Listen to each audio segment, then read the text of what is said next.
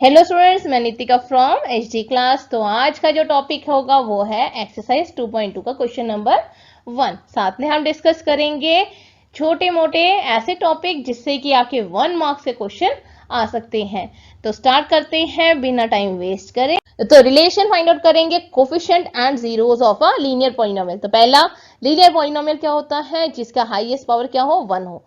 यानी x का जो हाईएस्ट पावर है, वेरिएबल x भी हो सकता है, y भी हो सकता है, z भी हो सकता है, कोई भी वेरिएबल हो, वेरिएबल का हाईएस्ट पावर क्या होना चाहिए? 1 होना चाहिए। Then it is a linear polynomial. ठीक है। अब दूसरा है इसका कोफिशिएंट किसे बोलेंगे? यानी वेरिएबल के आगे का जो कांस्टेंट टर्म है ना, उसे हम बोलेंगे कोफिशिएंट। यानी x का कोफिशिएंट क्या है? यहाँ पर a है। b है वो किसका कोफिशिएंट है? किसी का कोफिशिएंट नहीं है। x पावर 0 का तो है, x पावर 0 का तो है ना। x पावर 0 का मतलब क्या होता है? 1 ही होता है। ठीक है, तो इसलिए x पावर 0 का कोफिशिएंट है। लेकिन ये क्या है?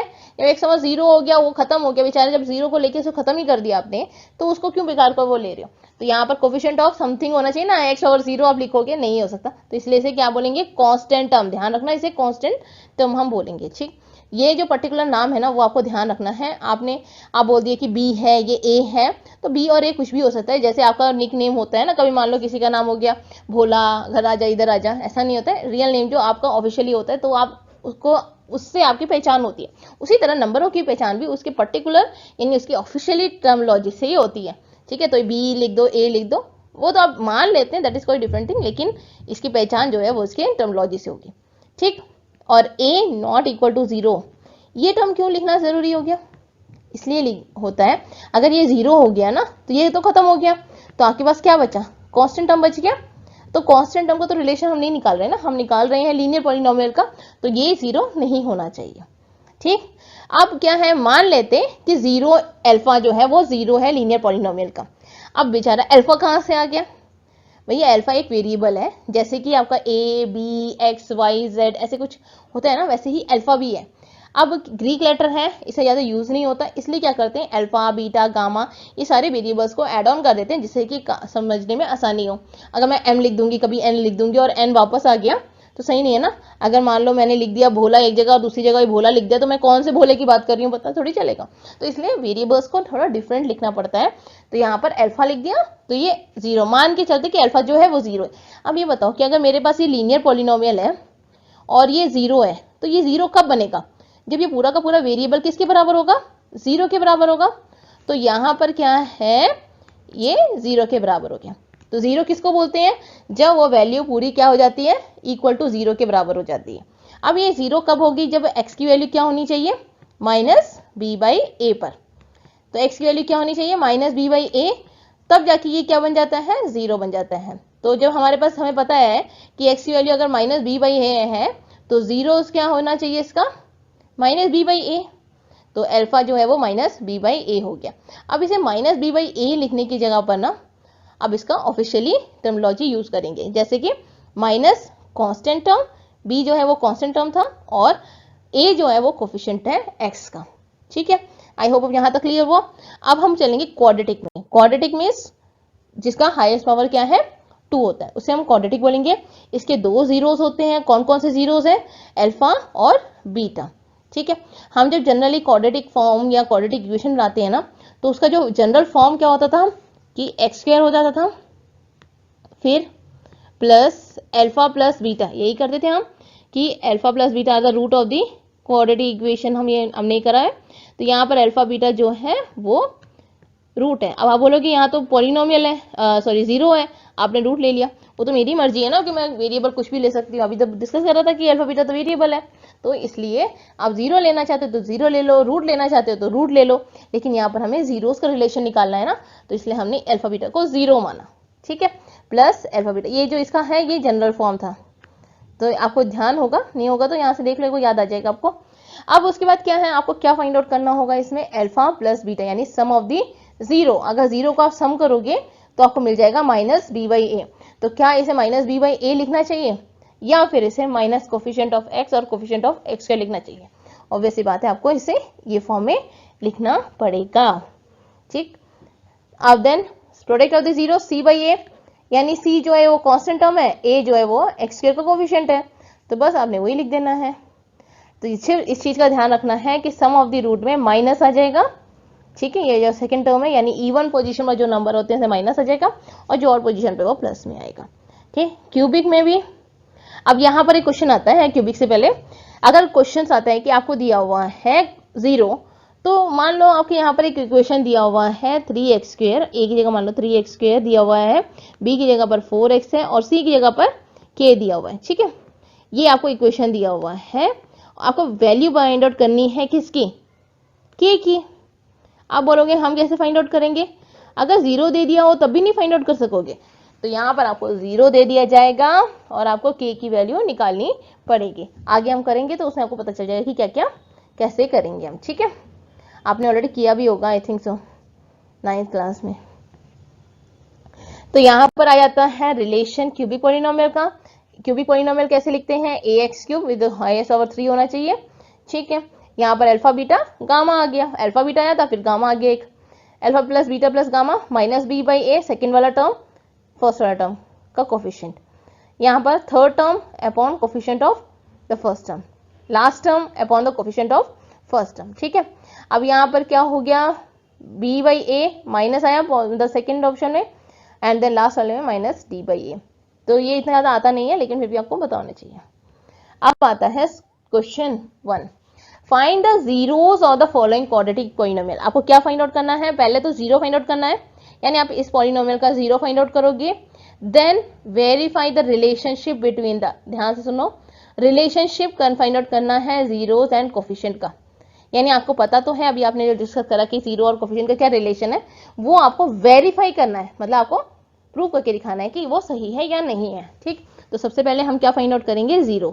अब इसका हम 0 फाइंड आउट करना है यानी इसको फैक्टराइज करना पड़ेगा। x² का आगे क्या है, 1 है। आप यूजुअली मिस्टेक करते हो कि ये 0 लिख देते हो, बहुत बच्चे इसके x के आगे क्या करते हैं कि इसके कुछ नहीं है तो 0 है, मान लो कि 0 ही है, तो 0 के साथ कोई भी नंबर बनता है वो क्या हो जाता है, 0 ही हो जाता है ना। तो हम यहाँ पर 0 को 0 यहाँ पर 0 ही लिखना पड़ेगा हमें। तो ये चीज आपको ध्यान रखनी पड़ेगी कि जो चीज 0 है तो वो पूरी की पूरी वैल्यू ही खत्म हो जाएगी, उसका कोई वैल्यू ही खत्म है ना, मतलब हो गया, तो ये क्वाड्रेटिक थोड़ी बन जाएगा, फिर आप तो आराम से कर सकते हो। लेकिन लिखा हुआ नंबर है तो आप उसे इरेज नहीं कर सकते, तो ये चीजें आपको ध्यान रखनी पड़ेंगी। यहाँ पर क्या है, 1 है एंड देन 8 है। दूसरी चीज ध्यान रखनी चाहिए कि जो भी नंबर आप लेते हो विद साइन लोगे। अब आपको याद कैसे रहेगा, कहीं पर बाहर जाते हो ना तो वो बंदा बेचारा कपड़े पहन के तो जाएगा ना, तो ये नंबर जो माइनस साइन है ना वो सिर्फ कपड़े हैं, तो आप बिना कपड़े को लेके चल जाओगे तो क्या हाल होगा वो खुद सोचो आप। तो इसलिए नंबर को विद साइन आपने लेके जाना है। अब यहाँ 1 है तो साइन के साथ जाएगा, -8 के साथ जाएगा, ठीक है, -8 के साथ, तो -8 क्या हुआ, -8 हुआ। अब 4 इसके जो टेबल है यहाँ आपको क्या आना चाहिए, 2 आना चाहिए। और इसके फैक्टर्स क्या हो सकते हैं, इसके फैक्टर्स क्या, पॉसिबल फैक्टर्स क्या हो सकते हैं, -4 + 2, ये एक फैक्टर हो सकता है इसका, 4 2 से 8 होता है ना, या 2 - 2 + 4। यहाँ पर साइन का आपको बड़ा कंफ्यूजन होगा, ठीक है, तो ध्यान रखना है साइन के लिए मैं बताते हुए। यहाँ में क्या है, इसके फैक्टर -4 और 2 हो सकता है या 4 और 2 हो सकता है, -2, ये 2 हो सकते हैं फैक्टर्स इसके। अब माइनस साइन कैसे करेंगे हम, उसका कंफ्यूजन दूर, आपने कुछ भी नहीं करना है, x² ले लो माइनस ब्रैकेट में ले लो, यहाँ पर क्या ले लो 4x नॉर्मल जो आप माइनस करते हो, 4x - 2x, ठीक है, क्योंकि आपको क्या है 2x चाहिए था, ये हो गया -8, सारा साइन का प्रॉब्लम ही खत्म। यहाँ पर क्या हो गया -4x + 2x, ठीक है। तो यहाँ पर आप क्या करोगे, तो x² - 4x + 2x -8, यहाँ पर x कॉमन ले लिया आपने, तो x - 4 + x + 2। अब ध्यान रखना ये जो है ना x - 4, यहाँ जब आप ब्रैकेट में कॉमन ले लोगे उसके बाद जो ब्रैकेट के अंदर बचेगा ना वो दोनों जगह सेम होनी चाहिए, यानी ये x - 4 है तो ये भी x - 4 होना चाहिए। अगर अलग अलग हो गया मतलब आपने गलत कर लिया, आपको दोबारा करना पड़ेगा। यहाँ पर कोशिश मत करना कि ढूंढने के, इरेज करो, काटो और नेक्स्ट करो, ठीक, टाइम वेस्ट नहीं करना है, जल्दी जल्दी करना है आपने। देन x + 2 हो गया और x - 4, अब 0 है, ठीक है, अब 0 फाइंड आउट करना है आपने। तो आप क्या करोगे, इसके बाद में आपने स्टेप लिखना है कि x - 4 = 0। इसके बाद क्या लिखोगे, x - 4 = 0। ये तो एक के हो गया केस, और दूसरे केस में क्या है x plus 2 is equal to 0। ठीक है, इसके बाद क्या होगा, x की वैल्यू कितनी आनी चाहिए 4 और दूसरे x की वैल्यू -2। ठीक, अब हमको क्या करना है, वेरीफाई करना है। क्या वेरीफाई करना है, रिलेशन फाइंड आउट करना है जीरोस और उसके कोफिशिएंट का। तो सबसे पहले हमने क्या करना है, अल्फा और बीटा लेना है, क्वाड्रेटिक है, alpha beta zeros of a quadratic polynomial. ठीक है, देन अल्फा की वैल्यू हमने क्या ले ली, 4 ले ली और बीटा -2 ले ली, क्योंकि 2 रूट है तो 2 मिले ना, तो एक 4 मिला एक -2, तो अल्फा हमको 4 मान लिया, बीटा को -2। अब इसको वेरीफाई करने के लिए क्या करना है, sum of the root minus coefficient of x upon coefficient of x square. यहाँ b बाई a नहीं लिखना, यहाँ पर कोफिशिएंट ऑफ x आप लिखोगे। ठीक है, यहाँ वेरिएबल x है तो x लिखोगे। ठीक, अगर t होता तो t लिखते हैं, z होता तो z लिखते हैं, इससे कोई फर्क नहीं पड़ता। अब यहाँ पर क्या है, अल्फा 4 -2 माइनस ऑफ -2, यानी ये -2 है, बोला था ना कि विद साइन चलेगा नंबर, विद साइन चला, लेकिन आगे क्या है, माइनस ऑलरेडी है तो माइनस और माइनस। ठीक है, तो ये हो गया आपका इक्वल, 2 या 2 इक्वल हो गया। अब ऐसे ही अल्फा बीटा कांस्टेंट टर्म -8 है और कोफिशिएंट ऑफ x 1 और अल्फा कितना है 4 और -2। ठीक है, 4 -2 यानी -8 इक्वल टू -8, तो ये भी वेरीफाई हो गया, हेंस वेरीफाई। ठीक है, अब मूव, अब 4s² - 4s + 1। अब वो देख के डर गए कि भैया ये क्या आ गया, भैया s है। अब इसको देखो ही मत ना, सोचो ही मत, ये सोचो आप x² कर रहे हैं, जैसे x² है वैसे s² है। ठीक है, यूजुअली कंफ्यूज हो जाते हो तो नहीं होना। यहाँ पर क्या है, 4 और 1 को मल्टीप्लाई करो, 4 आ गया तो माइनस कॉमन लेके, जैसे यहाँ पर आपने करा कि 4s², यहाँ पर 4s² माइनस, ठीक है 2 + 2 तो 4 होता है ना, तो 2s + 2s कर दिया आपने। ठीक है, 4s हो गया आपका, और ये दोनों के बीच में साइन भी क्या आ गया, प्लस का आ गया, तो प्लस मिल गया आपको। ठीक है, देन अब ये माइनस को ओपन करो, यानी -2s। ठीक है, -2s + 1। ठीक है, अब इसके बाद क्या है, कॉमन ले लो, 2s को हमने कॉमन ले लिया तो हमें क्या मिला, 2s - 1 और 2s - 1। अब यहाँ पे क्या है, 2s - 1 है दोनों में, हमने 2s - 1 कॉमन निकाल लिया, 2s - 1 2s - 1। अब ये किसके बराबर, इक्वल टू 0। तो यहाँ पर क्या आया, 2s जो है, ये 2s जो है वो 1 के बराबर हो गया, और वहां पर भी 2s जो है वो 1 के बराबर हो गया। तो s की वैल्यू कितनी आनी चाहिए, अब 1/2। ठीक है, तो दोनों जगह s की वैल्यू क्या मिली, 1/2। ठीक, तो हमारे पास क्या मिला, s की वैल्यू 1/2। अब हमने क्या करना है, वेरीफाई करना है, तो वेरिफिकेशन करेंगे, let alpha and beta be the zero of a quadratic polynomial. ठीक है, तो अल्फा 1/2 बीटा 1/2, सेम वही sum of the root and then sum of the zeros is equal to minus coefficient of s upon coefficient of s²। ये ध्यान रखना है कि यहाँ पर आप x लिखते हो तो यहाँ पर s है, जो वेरिएबल होगा ना वही यहाँ पर लिखना है। ठीक, तो यहाँ पर आपका क्या आया, 1/2 1/2, यहाँ पर आपका s का कोफिशिएंट क्या है, -4, माइनस ऑफ -4 क्या होता है, +4 हो गया, s² का कोफिशिएंट 4। ठीक है, तो ये हो गया आपका 1 = 1। ठीक, अल्फा बीटा में भी कांस्टेंट टर्म 1/4 और यहाँ पर अल्फा क्या है, 1/2 मल्टीप्लाइड बाय 1/2। ठीक है, तो 1/4 हो गया, 1/4 दोनों इक्वल हो गए, हेंस वेरीफाई। यही तो वेरीफाई करना था आपने। उसी तरह नेक्स्ट क्वेश्चन, 6x² - 3 - 7x। यहाँ पर देखो 3 जो है कांस्टेंट टर्म है ना, तो हमने क्या करना है, इसे अरेंज करना है, यानी 7x को यहाँ ले आना है। सिर्फ 7x को लाएंगे या -7x को लाएंगे, -7x को लाएंगे। ठीक है, अब क्या है, 6 3 = 18, वही 2 9 से 18 हो गया, यानी 9 और 2 को हमने माइनस कर दिया, फैक्टर्स जो है वो उसके आपको निकालने आते हैं, और यहाँ पर आपने -2x हो गया। अब माइनस का कंफ्यूजन जो होता है वो भी आपको पता चल गया कि कैसे दूर करना है। 6x² आपने लिखा, जैसे यहाँ पर 6x² है आपका, 6x² हो गया, माइनस आपने बाहर ही रखना है, 9 - 2 लिख दो, 9 - 2 ब्रैकेट में x रखने की जगह होगा 9x - 2x लिखो, 9 - 2x तो 7x होता है ना, फिर आपका जो साइन बाहर से है उसे मल्टीप्लाई करो, तो -9x + 2x। तो यहाँ आपका कंफ्यूजन नहीं होगा माइनस की वजह से। ठीक है, तो उसके बाद में क्या है, कॉमन निकाल लो, कॉमन आ गया आपका 3x। अब यहाँ भी देखो 2x - 3 2x - 3 दोनों में है, तो ये बेचारा बोलेगा अब तो बाहर निकाल दो मुझे, निकल गए ये दोनों। अब बचा क्या, 3x + 1। अब ये भी 0 के बराबर है, तो x की वैल्यू क्या हो गई, -1/3 और 3/2 हो गया। अब जीरो वही तरीका, alpha beta are the zero of the quadratic polynomial. आप एक दो बार करोगे ना आपको खुद ही याद हो जाएगा, फटाफट करना शुरू कर दोगे। तो प्रैक्टिस जरूरी है, आप ये एक बार वीडियो देख लो, समझ लो, उसके बाद में इसकी प्रैक्टिस करनी भी आपको बहुत जरूरी है, क्योंकि अगर आप ये प्रैक्टिस नहीं करोगे तो बेकार है ना पढ़ना। तो यहाँ पर sum of the root minus coefficient of x upon coefficient of x square, then again आपने वैल्यू पुट कर देनी है, अल्फा की 1/3 3/2, तो माइनस ऑफ -7/6 यहाँ पर आया ना -7 एक्स का कोफिशिएंट है एंड 6 एक्स स्क्वायर का। अब यहाँ पर क्या है 3 और 2 है ना, तो आई होप कि आपको समझ आया है इसको कि कैसे करना है, या फिर करके दो, चलो कर ही लेते। 3 2 6, देन यहाँ पर क्या आया -2 + 9, तो कितना हुआ 7/6 आ गया। तो यहाँ पर भी 7/6 है, वहां पर भी 7/6 है, तो दोनों इक्वल हो गए। उसी तरह अल्फा बीटा -1/3 मल्टीप्लाइड बाई 3/2, ये 3 से ये 3 कट गया आपका, तो यहाँ पर आपका क्या मिला 1/2 माइनस, और यहाँ पर क्या है -3/6, ये भी कट जाएगा -1/2, तो दोनों वैल्यू इक्वल हो गई, hence verified. Fourth number next question है 4u² + 8u। यहाँ पर क्या है 4u को आप कॉमन ले लोगे और u + 2 बच गया आपका, ठीक है। Then u 4u = 0 and u + 2 = 0, तो u क्या हो गया 0 मिल गया, और u जो है वो -2 मिल गया, यानी अल्फा और बीटा आपको मिल गया 0 और -2। तो यहाँ पर alpha beta 0 of the quadratic polynomial आप लिख दोगे, अल्फा 0 बीटा -2, ठीक है। अब उसी तरह ही alpha plus beta minus coefficient of u upon coefficient of u square, ठीक है।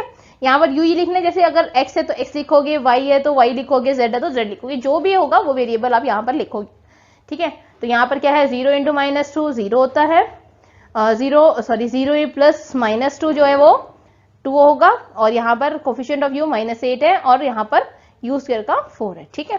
तो -2 - 2 इक्वल हो गया, ये तो वेरीफाई हो गया। अब अल्फा बीटा 0 और यहाँ पर 0/4, कुछ नहीं है ना, कॉन्स्टेंट टर्म नहीं है ना यहाँ पर, तो वो क्या है 0 है, ठीक है। तो यहाँ पर क्या हो गया 0 = 0, तो ये वेरीफाई हो गया, तो यहाँ पर भी आपका क्लियर हुआ। नेक्स्ट आया आपका हमारा t² - 15। अगर ऐसे क्वेश्चंस आते हैं ना तो हम कंफ्यूज हो जाते हैं, भैया ये तो कांस्टेंट टर्म, इसमें तो t वाला टर्म तो है ही नहीं। तो यहाँ पर क्या है आपको देखना है, ये t² है, ये 15 है, सॉल्व करना है आपने, ठीक है। तो ये या तो आप इसको ऐसे कर सकते हो, ठीक है, क्या कर सकते हो आप, t जो है दो तरीका है इसे सॉल्व करने का। एक है कि t² - 15 = 0, ठीक है, इसको हम 0 लिख देंगे, तो t² जो है वो कितना आया हमारा 15 आ गया, ठीक। अब यहां से स्क्वायर हटाने के लिए हमने क्या किया, t = +- ये हमेशा ध्यान रखो कि जब भी हम रूट लगाते हैं तो +- इसमें लिखा जाता है, ठीक है। √15 हो गया, तो t की वैल्यू 15 आ गई, और t की वैल्यू √15, t की वैल्यू क्या आ गई -√15, और दूसरी वैल्यू क्या आ गई 15 आ गई। तो ये तो हम जनरल फॉर्म में आराम से कर सकते हैं, या तो फिर आप जो नॉर्मल फॉर्म में करते हो वैसे करेंगे हम, ठीक है। एक ये तरीका हो गया आपका करने का, ये भी गलत नहीं है, ठीक है, और ये जो हम करेंगे ये भी हमारा गलत नहीं है।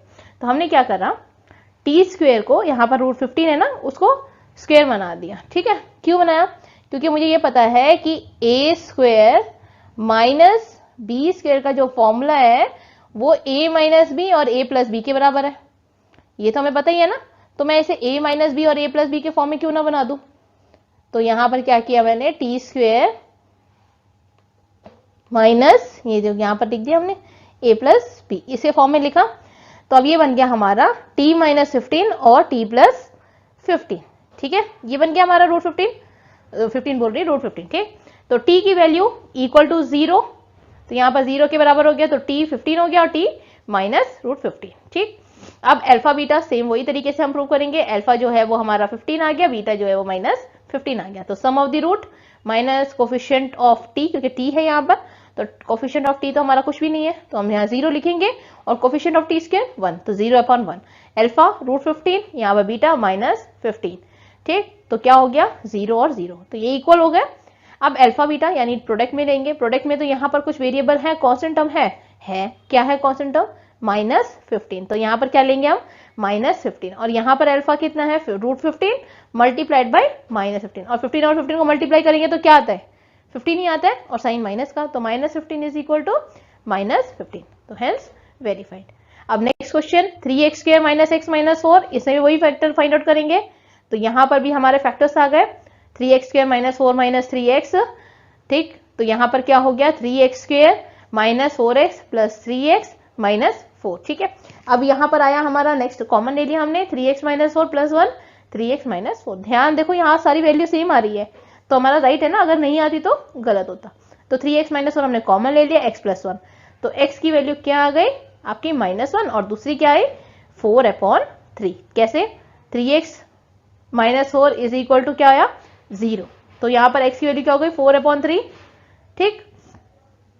यहां पर भी हमने zeros of a polynomial alpha beta ले लिया -1 और 4/3, वही फॉर्मूला लगाएंगे coefficient of x upon x square, then 1/3 दोनों इक्वल हो गए। यहां पर प्रोडक्ट करेंगे, प्रोडक्ट की वैल्यू आ गई और आपको दोनों इक्वल मिल गए, ठीक है। तो हेंस वेरीफाइड। एक बार आप ये करके देखोगे ना, जब आप ये करोगे तो थोड़ा सा आपको डिफिकल्ट लगेगा, लेकिन करते जाओगे बार बार प्रैक्टिस करोगे, आपको बिल्कुल भी प्रॉब्लम नहीं होगी।